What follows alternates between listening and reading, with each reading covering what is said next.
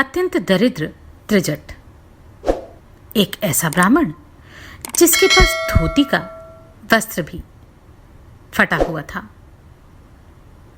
किंतु तेज इतना कि डंडा फेंक कर उसने सरयू नदी के पार तक पहुंचा दिया।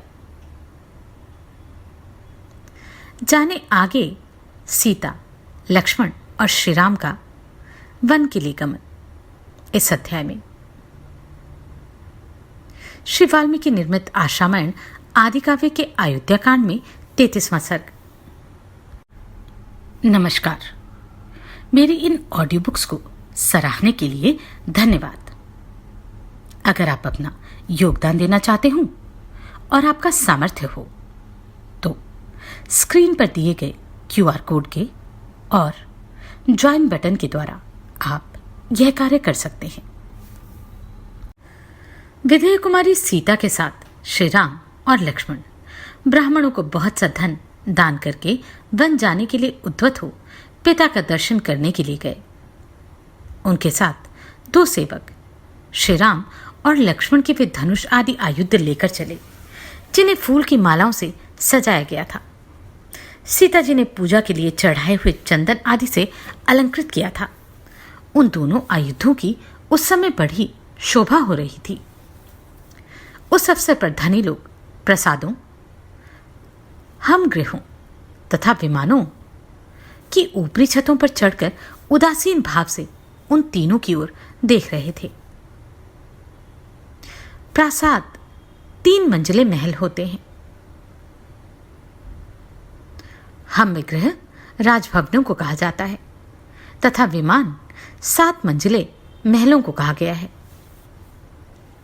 उस समय सड़कें मनुष्यों की भीड़ से भरी थीं, इसलिए उन पर सुगमता पूर्वक चलना कठिन हो गया। अतः अधिकांश मनुष्य प्रासादों पर चढ़कर वहीं से दुखी होकर श्री रामचंद्र जी की ओर देख रहे थे। श्री राम को अपने छोटे भाई लक्ष्मण और पत्नी सीता के साथ पैदल जाते देखकर बहुत से मनुष्यों का हृदय शोक से व्याकुल हो उठा। वे खेदपूर्वक कहने लगे, हाय, यात्रा के समय जिनके पीछे विशाल चतुरंगिनी सेना चलती थी, वे ही श्री राम आज अकेले जा रहे हैं और उनके पीछे सीता के साथ लक्ष्मण चल रहे हैं, जो ऐश्वर्य के सुख का अनुभव करने वाले तथा भोग्य वस्तुओं के महान भंडार थे, जहां सबकी कामनाएं पूर्ण होती थी। वे ही श्री राम आज धर्म का गौरव रखने के लिए पिता की बात झूठी करना नहीं चाहते। ओह, पहले जिसे आकाश में विचरने वाले प्राणी भी देख नहीं पाते थे, उसी सीता को इस समय सड़कों पर खड़े हुए लोग देख रहे हैं। सीता अंगराग सेवन की योग्य हैं, लाल चंदन का सेवन करने वाली हैं।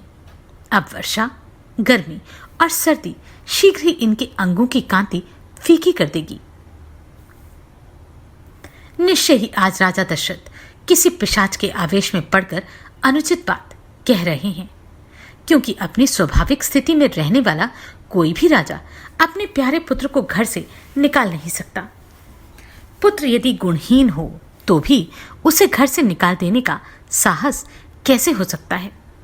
फिर जिसके केवल चरित्र से ही यह सारा संसार वशीभूत हो जाता है, उसको वनवास देने की तो बात ही कैसे की जा सकती है?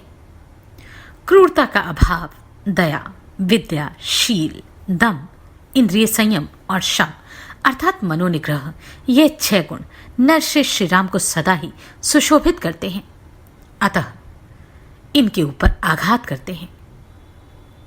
इनके राज्याभिषेक में विघ्न डालने से प्रजा को उसी प्रकार महान कलेश पहुंचा है, जैसे गर्मी में जलाशय का पानी सूख जाने से उसके भीतर रहने वाले जीव तड़पने लगते हैं। इन जगदीश्वर श्री राम की व्यथा से संपूर्ण जगत व्यथित हो उठा है, जैसे जड़ काट देने से पुष्प और फल सहित सारा वृक्ष सूख जाता है। ये महान तेजस्वी श्री राम संपूर्ण मनुष्यों के मूल हैं। धर्म ही इनका बल है। जगत के दूसरे प्राणी पत्र, पुष्प, फल और शाखाएं हैं। अतः हम लोग भी लक्ष्मण की भांति पत्नी और बंधु बांधवों के साथ शीघ्र ही इन जाने वाले श्री राम के ही पीछे पीछे चल दे। जिस मार्ग से श्री रघुनाथ जी जा रहे हैं उसी का हम भी अनुसरण करें। बाग बगीचे, घर द्वार और खेती बाड़ी सब छोड़कर धर्मात्मा श्री राम का अनुगमन करें। इनके दुख सुख के साथी बने। हम अपने घरों की गड़ी हुई निधि निकालें, आंगन का फर्श खोद डालें, सारा धन धान्य साथ ले लें, सारी आवश्यक वस्तुएं हटा लें। इनमें चारों ओर धूल भर जाए, देवता इन घरों को छोड़कर भाग जाएं, चूहे बिल से बाहर निकलकर इनमें चारों ओर दौड़ लगाने लगे और उनसे ये घर भर जाए। इनमें न कभी आग जले, न पानी रहे और न ही झाड़ू लगे। यहां बलि, वैश्वदेव, यज्ञ, मंत्र पाठ, होम और जप बंद हो जाए, मानो बड़ा भारी अकाल पड़ गया हो। इस प्रकार ये सारे घर ढह जाएं, इनमें टूटे बर्तन बिखरे पड़े हों और हम सदा के लिए इन्हें छोड़ दें। ऐसी दशा में इन घरों पर कैकई आकर अधिकार कर ले। जहां पहुंचने के लिए ये श्री रामचंद्र जी जा रहे हैं वह वन ही नगर हो जाए और हमारे छोड़ देने पर यह नगर भी वन के रूप में परिणत हो जाए। वन में हम लोगों के भय से सांप अपने बिल छोड़कर भाग जाएं, पर्वत पर रहने वाले मृग और पक्षी उसके शिखरों को छोड़ दें तथा हाथी और सिंह भी उन वनों को त्याग कर दूर चले जाएं। वे सर्प आदि उन स्थानों में चले जाएं जिन्हें हम लोगों ने छोड़ रखा है और उन स्थानों को त्याग दे जिनका हम सेवन करते हैं। यह देश घास चरने वाले पशुओं, मांस भक्षी, हिंसक जंतुओं और फल खाने वाले पक्षियों का निवास स्थान बन जाए। यहाँ सर्प, पशु और पक्षी रहने लगे। उस दशा में पुत्र और बंधु बांधवों सहित कैकई इसे अपने अधिकार में कर ले। हम सब लोग वन में श्री रघुनाथ जी के साथ बड़े आनंद से रहेंगे। इस प्रकार श्री रामचंद्र जी ने बहुत से मनुष्यों के मुख से निकली हुई तरह तरह की बातें सुनी, किंतु सुनकर भी उनके मन में कोई विकार नहीं हुआ। मतवाले गजराज के समान पराक्रमी धर्मात्मा श्री राम पुनः माता कैकई के कैलाश शिखर के सदृश शुभ भवन में गए। विनयशील वीर पुरुषों से युक्त उस राजभवन में प्रवेश करके उन्होंने देखा सुमंत्र पास ही दुखी होकर खड़े हैं। पूर्वजों के निवास भूमि अवध के मनुष्य वहां शोक से आतुर होकर खड़े थे। उन्हें देखकर भी श्री राम स्वयं शोक से पीड़ित नहीं हुए। उनके शरीर पर व्यथा का कोई चिन्ह प्रकट नहीं हुआ। वे पिता की आज्ञा का विधिपूर्वक पालन करने की इच्छा से उनका दर्शन करने के लिए हंसते हुए आगे बढ़े। शोकाकुल रूप से पड़े हुए राजा के पास जाने वाले महात्मा महामना इक्ष्वाकु कुल नंदन श्री राम वहां पहुंचने से पहले सुमंत्र को देखकर पिता के पास अपने आगमन की सूचना भेजने के लिए उस समय वहीं ठहर गए।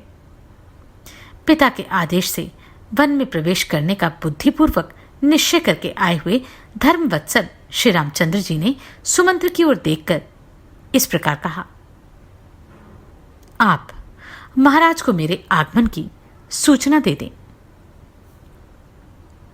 इस प्रकार श्री वाल्मीकि निर्मित आज रामायण आदि काव्य के अयोध्या कांड में 33वां सर्ग पूरा हुआ। अपने प्रिय पुत्र के दूर होने के विषय में सोचकर ही जो राजा दशरथ अत्यंत दुखी हो जाया करते थे, उन्होंने किस प्रकार श्री राम को अपने से पृथक किया जानते हैं अगले अध्याय में। आप सभी को कोटि कोटि साधुवाद। आपने इन वीडियोस को इतना प्रेम दिया। नमस्कार, मैं आभा शर्मा जावास। यदि आपको मेरा ये प्रयत्न सराहनीय लगा हो तो मुझे सब्सक्राइब करके प्रोत्साहित करें।